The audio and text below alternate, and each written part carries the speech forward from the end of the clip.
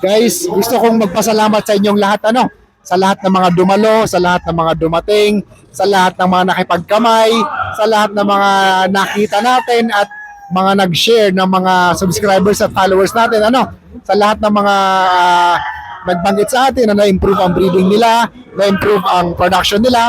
So maraming salamat sa inyong lahat, Hindi ko na kayo maisa-isa, pero may mga natatandaan talaga ako, So yung taga-Tacloban na isang 27 years old na talagang bunyahe pagaling Tacloban at nagpasalamat sa atin dahil na-improve natin ang breeding system niya, na-adapt yung brooder system natin na paikot and walang lump. So kumbaga yung mga ganung bagay, I'm really happy, So kumbaga talagang tago sa puso natin ang mga ganung pasasalamat. At sa mga iba pa na mga nagpunta rito, I'm really happy to see you guys. Maraming salamat talaga sa inyong lahat at nakita ko kayo.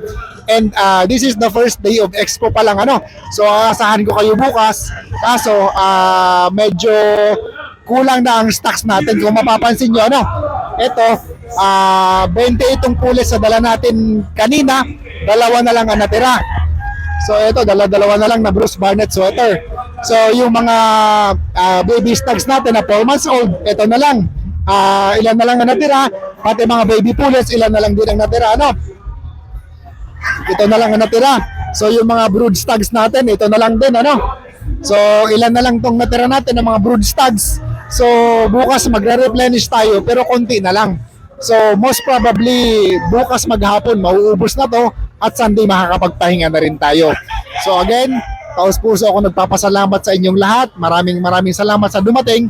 At bukas, yung mga pupunta pa dito, huwag kayong mahiya mag-approach sa akin. So magtanungan tayo, hanggang kaya ko rin lang, magtanungan tayo kung anong pwede nating maitulong sa breeding program nyo. So maraming salamat sa inyong lahat. Master Marcos Solito ng Logi CCU Academy.